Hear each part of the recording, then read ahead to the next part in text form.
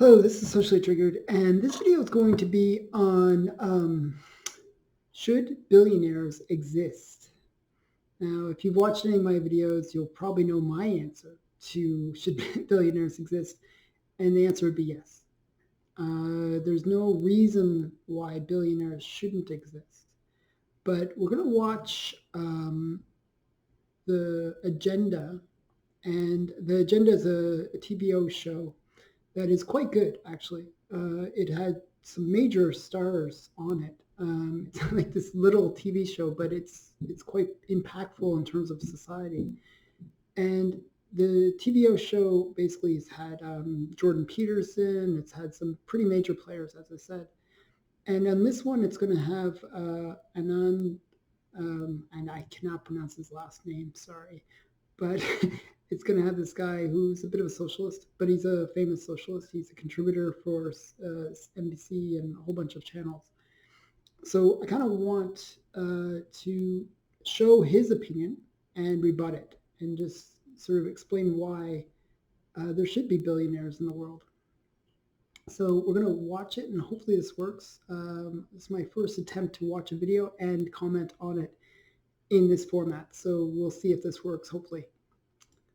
Democratic presidential hopefuls Bernie Sanders and Elizabeth Warren have made no bones about going after the ultra-elite mega millionaires and billionaires. That's also the stomping grounds of our next guest. Anand Giridharadas is author most recently of Winners Take All, the elite charade of changing the world. He is an editor-at-large for Time and a political analyst for MSNBC, and he joins us now for more. It's so good to have you back here. Good to be back here. I think it was 10 years ago you were on this program. One of my first TV appearances ever. Is that right? And yes. we didn't ruin and you. it didn't shut down shut down my TV it career. It did not, because you've been on numerous times since then. So good to have you back. Let me read something that Matt Flegenheimer wrote in the New York Times back on November 8th. He wrote, "There is probably never a bad time to be a billionaire, but this at least is an especially complicated one. Across politics, technology, and popular culture, the wisdom and purpose of the extremely wealthy is being questioned as never before." Do you see this shift taking place? Yes, and it's what was very interesting in that phrasing. I love that piece. The wisdom and purpose of these billionaires being questioned. What's so elegant in that phrase is it's questioning both the wisdom of the billionaires, as in their wisdom, but also the purpose of having billionaires as a society. Not just the billionaire's sense of their own purpose, but our sense of purpose in allowing fortunes like that to be amassed as a priority before we take care of priorities like making sure most people have the rudiments of a decent life. And over the last 30 to 40 years in the United States, we have practiced a social model that is billionaire friendly first. Allow people to run companies in ways that make as much money as possible by cutting every social corner imaginable, pay people as little as possible, pay as little as taxes as possible, use Caribbean islands to dodge things, use trusts, double Irish for the Dutch sandwich tax maneuver, not that delicious, and so on and so forth. Lobby in Washington for public policies, bottle service public policy that's just good for you and your friends. Okay, so there's a little bit, that was his opening statement. I just want to kind of unpack it a bit. And it's filled with a lot of the basic socialist points. And some of them are actually valid. I'll actually give them some points on this. But the basic values are this, that billionaires only become billionaires by screwing over everyone else. And that's the usual talking point of the left, that the only way to become a billionaire is you underpay your workers, you cheat on your taxes, you do everything you can to lie, steal, cheat, whatever you can to generate that money. And that's typically the way that they see the billionaire class. However, the truth is very different than that. Billionaires don't become billionaires because of underpaying their workers. If you underpay your workers, you will generally find your company will fall apart over time. Actually, it was Ford, who was like Henry Ford, who was one of the earliest billionaires, who actually was the one that brought in the minimum wage and actually paid people double what any other company was paying because he wanted to maintain his workers. one of the biggest killers of business is the fact that generally, if you don't pay your workers enough, you'll have this overturn. Employees will leave, and you'll have to hire new people, train them. They leave, do the process over and over again, and it can kill business because you're just constantly churning over workers, and you don't want that. You want to maintain your workers. The longer you can maintain the workers and make them happy, the more successful your business generally will be, as long as those workers are productive. You get rid of the ones that aren't productive. So that's one of the most misunderstood things about capitalism is it's not about paying the workers less. It's about paying the workers what they're worth and generating as much value out of those employees. And if you don't pay them well, you lose those employees. So it's a big misunderstanding of capitalism. So generally, billionaires make money, and they become billionaires, not through exploitation, but through really providing something that people want to buy. And if they can provide it at a cost where they can generate lots of money, then they can become billionaires.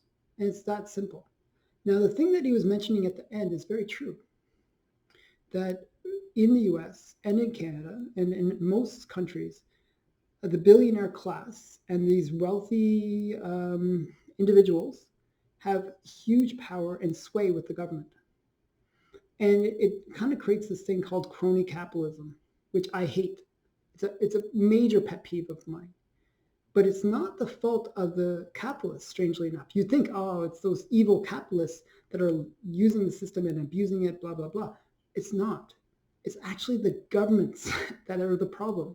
Because the governments are made up of individuals who are also trying to make their own money in the world, often they can be swayed by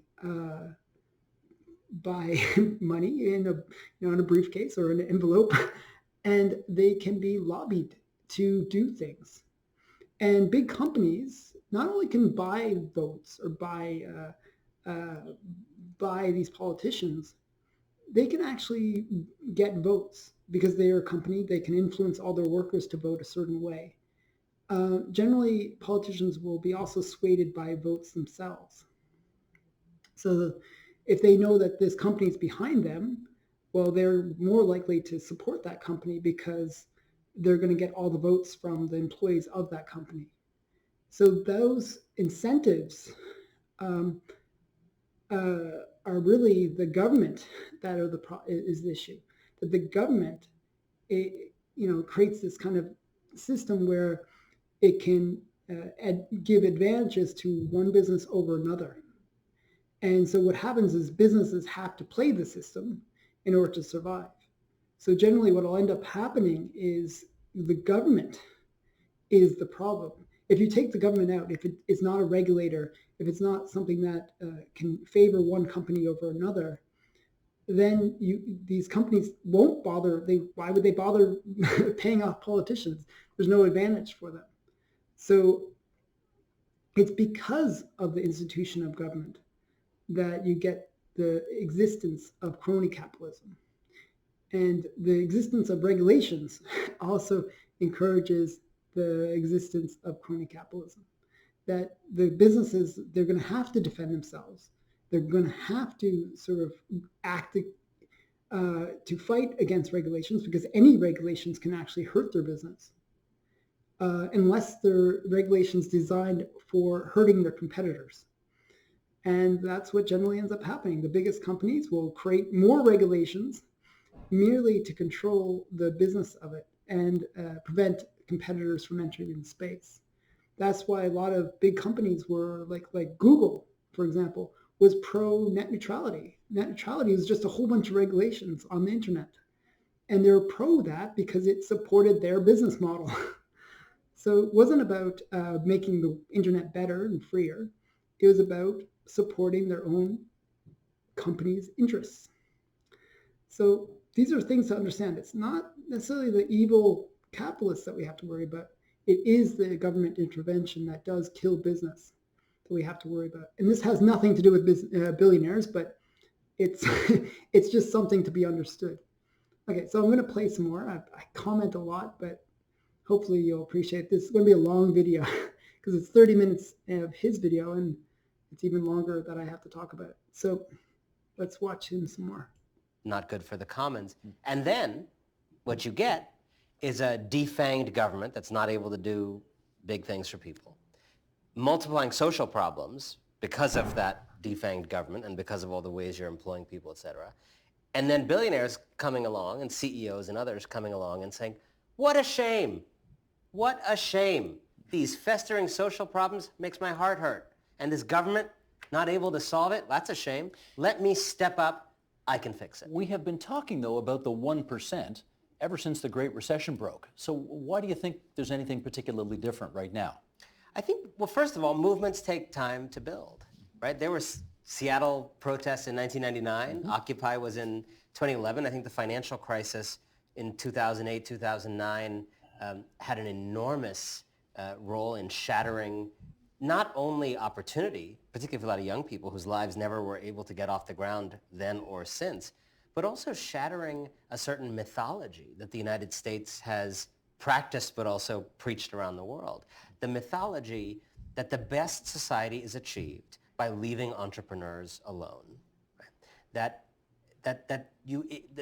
if you do that one thing, all other good things flow. On the face of it, it doesn't sound like a terribly dumb idea. You know, if you let the best and the brightest and smartest go out and do their thing, we'll have a better society. On the face of it. Okay, just quickly, you mentioned the financial crisis of 2008, and many people actually misunderstand the financial crisis of 2008. It was not the fault of capitalism or the banks, despite our want that would be the case. It's so nice to just believe, oh, it's those evil capitalists that have caused all these problems. Again, it was really the government that got involved and caused the financial collapse that we experienced in 2008. What happened was, and this is just a quick story, but what happened was Freddie Mae and Bernie Mac basically were these financial organizations, government controlled, that would prop up investment. So if you bought a house and you couldn't pay for it, or the government would come in and prop up the bank, and it would say, okay, well, this person can't pay, we'll prop them up. Or if this person, had some bank issue, well, the government would step in and help that person. Sounds all good. But the thing is, what it allowed was for, they were basically being incentivized to give out as many loans as possible without concern for the quality of that loan. Like, you don't loan money to somebody that's not going to pay back. It's just sort of banking 101. And what happened was, when these government institutions got involved, they said, well, you can loan that money. We want you to loan that money. We're demanding you to loan that money, even though the banks knew it was not a good loan. And the government was like calling these loans like AAA positive loans, and they're doing all these corrupt things in order to build a market when there wasn't one. They were trying to encourage more and more people to buy homes in order to create this financial excitement in the market. Housing, building more houses, do things that would excite the economy. The government was trying to encourage the economy to go a certain way when there was no real reason for it to go that way. And that was the problem. So what ends up happening is you get the bubble. You get all these people that are buying homes when they can't afford it, and you're getting a whole bunch of banks lending money when they shouldn't be lending money, and the whole system will collapse. And that's what we experienced in 2008. And it seemed awful that these same banks that gave the loans were being propped up by the government. But that was the agreement that they made with the government. And, don't hate the banks. Hate the government that created that situation. So it's one of those things that they don't understand. They always try to blame the capitalists, and in this case, it just is not the truth. It's just not what happened. So I'm going to play some more of his video now. Entrepreneurs are just one type of person in society pursuing one type of good, which is money and growth. It turns out that what teachers do is not motivated by that kind of calculation, and actually turns out to be really, really important to a civilized society. I'm sure someone as intelligent as you could make more money doing a whole bunch of things in this society, but you do what you do because the pursuit of the truth, and that's fostering debate is a really important part of society. If we abandoned, if people who went into medicine, if people who went into public service, if we abandoned all of that because we just said, the pursuit of money is a great end goal, I think we'd have a very impoverished society. And part of what has happened in the United States, and to varying degrees in other places, is as money became the lodestar, it became more than just the economy. It became the culture, to the point that in dating in America, people talk about optimization, right? People use corporate jargon to discuss personal life. There's nothing that's beyond the... Okay, so that's actually very insulting. As an entrepreneur, I'm definitely insulted by that. One of the things that he said was that entrepreneurs are only in it to pursue money, fame, or whatever it is, pursue money, actually, is the way he phrased it, that they're purely driven by greed.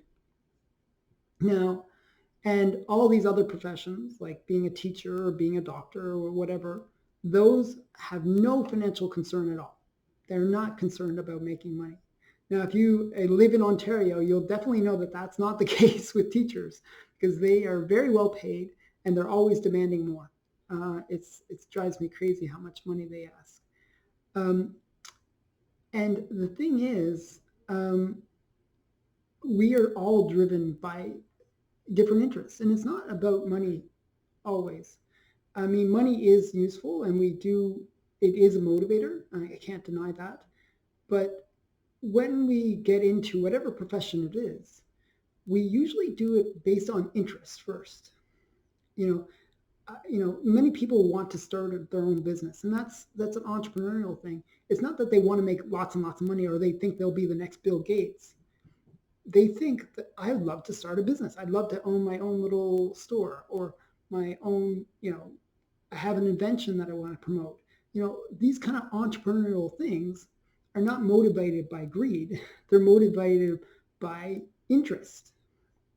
And if you look at the top guys that are making billions of dollars, they're still motivated by those same basic interests. They're not doing it because they can add another billion to their bank account. They're doing it because they're genuinely interested in what they're doing. And that interest and that excitement usually is why they become successful, because they are building something that's so cool that people just want to buy it, or they're motivated to, make it, to invest in it. So entrepreneurs are not driven by greed necessarily. It is a motivator, but it's not the motivator. So just like all these other things, I really find it hard to believe that greed is the only thing that motivates all people. I really don't believe that. People are generally motivated by their own personal interests. If we were all just about pursuing money, the world would be a bad place.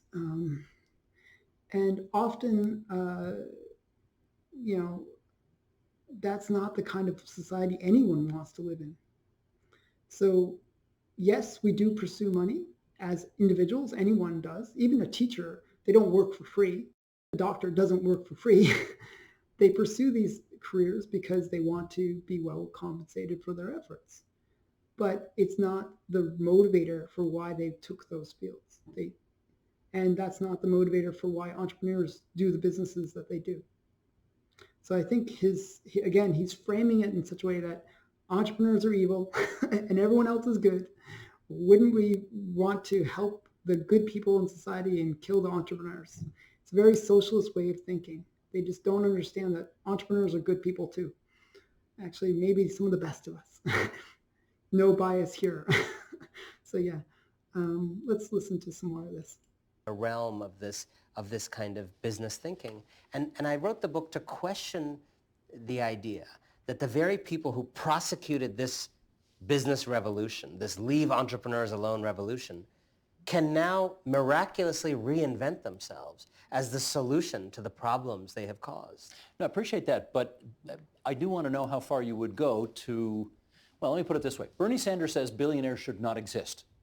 You prepared to go that far? I think he's right. And I would say this, we have tried the other way for a while. Which is leave them alone to do anything. Right. Having billionaires. We've tried the having billionaires approach. And it turns out in the United States to be pretty inconsistent with the flourishing of most people. So I'm intellectually honest enough to say, let's try another approach, which is having a tax code and regulatory structure that would make it, impossible or at least much harder to become a billionaire. And let's see what we get. If after 10 or 15 years of that, it turns out that's counterproductive and bad for most people, I'd be happy to come back on this show and advocate for the reinstatement of billionaires. But I think we should talk about the myth that has upheld the idea that it's good to have billionaires. The myth is that what's good for them is good for everybody else, right? It's the win-win ideology. Does anybody believe that anymore? I think people are starting to not believe it in droves, but it has been a defining myth of the last 40 years. And at the heart of the myth is this idea that if you just have business flourish, you have these people do whatever they want to do, everybody's welfare will increase. And I think what people are waking up to, and my own attempt to intervene in that discussion, is to say, in certain moments in history, people are not down below because they have failed to join the people up above. They're down below because people up above are standing on their necks. Okay, so again, this is an interesting idea. First of all, he says there shouldn't be any billionaires. As somebody that believes in the free market and believes that people should have say in how much success that they have and the freedom to be successful, that's just nonsense. If somebody generates a huge amount of wealth, they've done it not by screwing over a whole bunch of people, but by actually helping lots of people, either through people buying their product or through the jobs that they create making that product. Like Apple is one of the biggest companies in the world. It's like almost $1 trillion company. And it has employed thousands of people. It has given people opportunities that they would normally not have. It is these businesses that are the lifeblood of a country, of a nation, because they are the ones that give us our jobs. They give us the things to do. And they create the products that we need to enjoy our lives. So it's not like these billionaires are stomping on the necks of the poor. That's not how they work at all. They create the jobs, they create the opportunities for people, and they provide the products that these poorer people depend on. So it's just such a weird framing to me that I just can't appreciate it. I can't accept it. And this is a very socialist way of thinking, that they think of the entrepreneur as being this evil force. And when you are in a situation like that in a society, the only solution to lifting people up is to actually stop people standing on their necks. And that's not going to happen with them voluntarily signing statements to have better behaved business. It's not going to happen through them giving one pair of shoes for every pair of shoes they sell to you. It's not going to happen through impact investing, where you also factor in social returns. It's not going to happen through social enterprise or philanthropy. It's going to happen the old-fashioned way, which is democratically, which is putting business in its proper place in society through regulation, taxation, and policies and laws. Is it immoral to be a billionaire? I was called to the Oxford Union to engage in a debate about that. And the Oxford Union, I was told, is sort of famous for framing these debates in a way that favors the kind of conservative landed gentry side of the argument, because it is the Oxford Union. So I was asked to argue it's immoral to be a billionaire position. And I argued that it is. It's probably a touch more strenuous claim that I would make. I think it's immoral for a society that allows it to be billionaires, as Congresswoman Alexandria Ocasio-Cortez has said when asked that same question. But the reason I argued it is immoral to be a billionaire, it may be immoral to be a billionaire, is that if you are the beneficiary of a system that predictably, reliably, foreseeably favors your continued hoarding of resources, while most people are not able to have the rudiments of a decent life. And if you are not doing everything in your power to dismantle that system that you're standing on top of, you become complicit in that system. It doesn't mean that everybody who is a billionaire is the same level of sinner. It doesn't mean that everybody's committed fraud to become a billionaire. There's a whole bunch of stories, right? And the wealth of the Sackler family, members of which are behind the opioid crisis in the United States, is really, really different from the wealth of Serena Williams, who's just really good at tennis. But both benefit from a set of societal arrangements that favor them in a way that I think if you are a responsible citizen, you have to spend your time fighting against. I was wondering if you were going to make a hierarchy. So that was a sort of interesting thing that he just said. So he said, if you're this billionaire, you're part of this system. And if you're this tennis player, you're also part of this system. But how about everyone else? We are all part of this system, okay? You can't just ignore the rest of us and say, oh, no, we don't have any play in this system. The system, it creates these wealthy people, and it also creates poor people. I agree on that. But it's a system that generally, within North America at least, has been a good system. Is create more wealth for more people than any other system. Like the Western society as a whole has been better and more beneficial to humanity than any other system. So his desire to destroy it, to dismantle it, just because there's billionaires, seems very nearsighted, short-sighted. It just seems not to understand the value of the system. Why tear it apart? It's creating this huge amount of success. It's lifting people out of poverty. This is a good thing. Why are we trying to tear it apart? And I think that's the thing, that ultimately these people, they really want to rip apart this system because they hate billionaires so much. They don't care that everyone else is doing better. That's not their goal. They hate the rich. And that's their goal. Destroy the rich, and it doesn't matter about the rest. Just destroy the rich. And when you understand that that's really what he's saying at the end of this, because this system, it harms and benefits us all. And for the most part, we benefit from it. So why tear it apart? This whole concept of the downtrodden in our society, like the poorest people in our society are wealthier than most of the people in the world. This society is great. And for him to criticize it in the way he is, it's just stupid and insulting. So I'll keep, that was just my commentary on it. I'm just really annoyed by that kind of attitude. Okay, so I'm going to play some more of his. Between those who sort of inherited their billions and those like Zuckerberg or Gates who actually went out and made it on their own. Do you make a distinction? Well, it's first of all, it's a distinction that becomes complicated. I mean, if Gates is someone who made it on his own, he also, happened to go to one of the only high schools in America with computers at that moment, which is not something that he did on his own.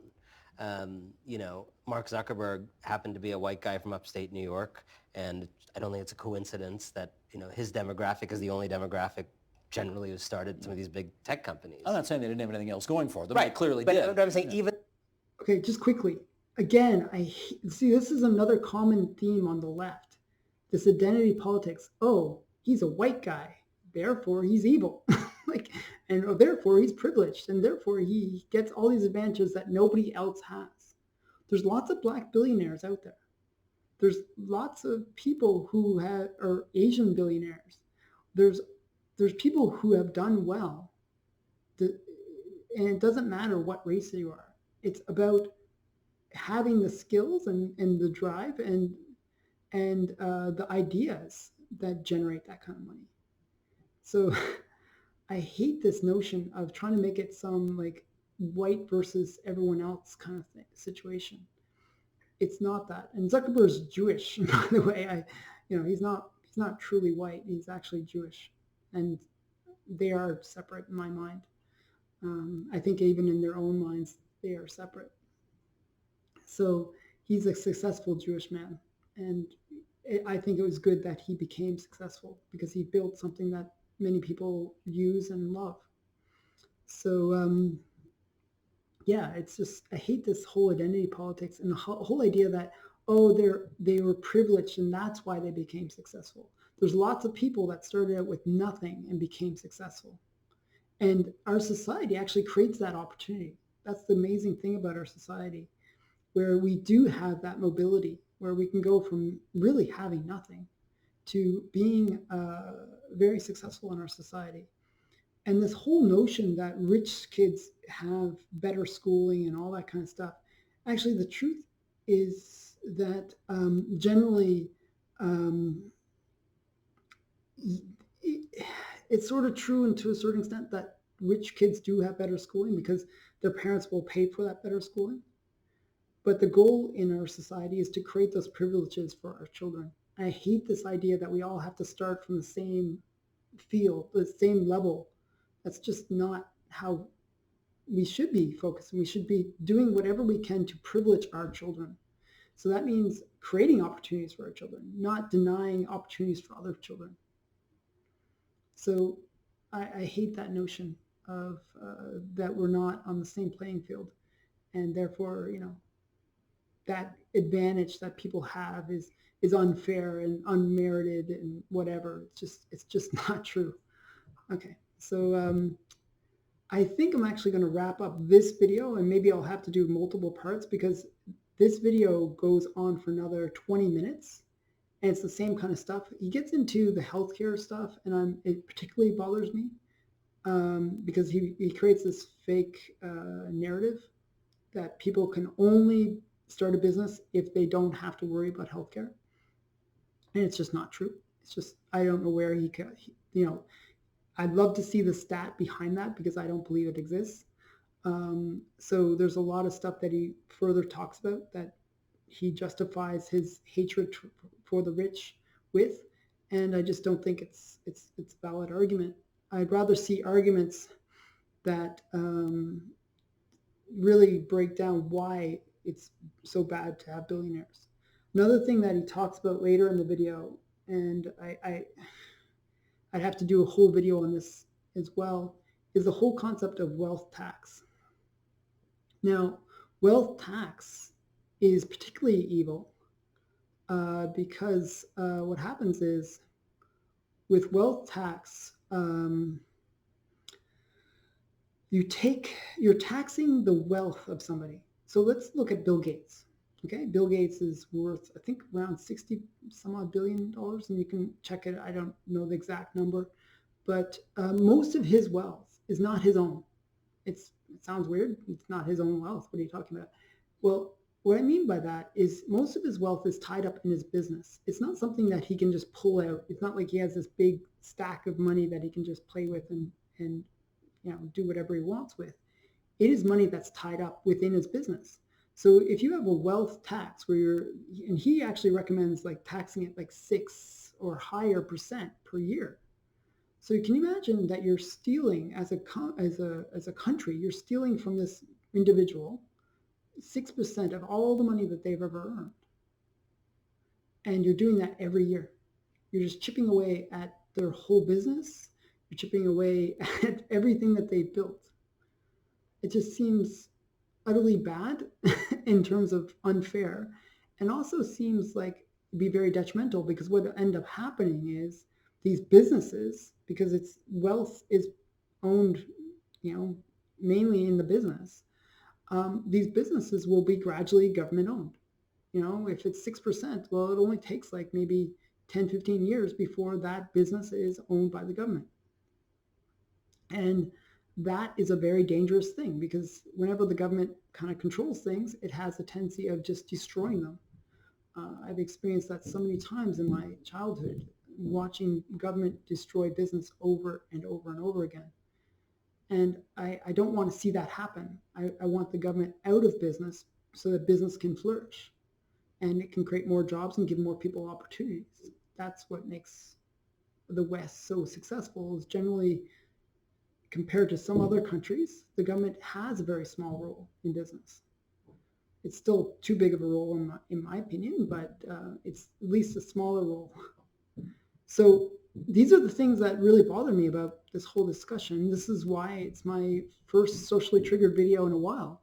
And I really make these socially triggered videos because I want to talk about things that trigger me, that make me think, make me want to respond. That's why I try to avoid the fluff pieces of, like, the standard, oh, this, news story or whatever. I try to focus on real issues. And this is a societal real issue, that there's this misunderstanding about wealth. There's a misunderstanding about capitalism. There's a misunderstanding about things that actually are happening and the motivations for why they're happening. So I kind of want people to understand that, and I want people to check out my channel and check my other videos. And I hope you enjoyed this video. Please do check out my other videos, subscribe, and comment. I'm looking for engagement. I'm looking for a response. If you think that billionaires should be outlawed, tell me. I don't care. I want to engage with people with different viewpoints. And I want to create a dialogue, because there's things that we can learn from each other. So I hope you enjoyed this video. Please check out my others. Thanks for watching. Bye for now.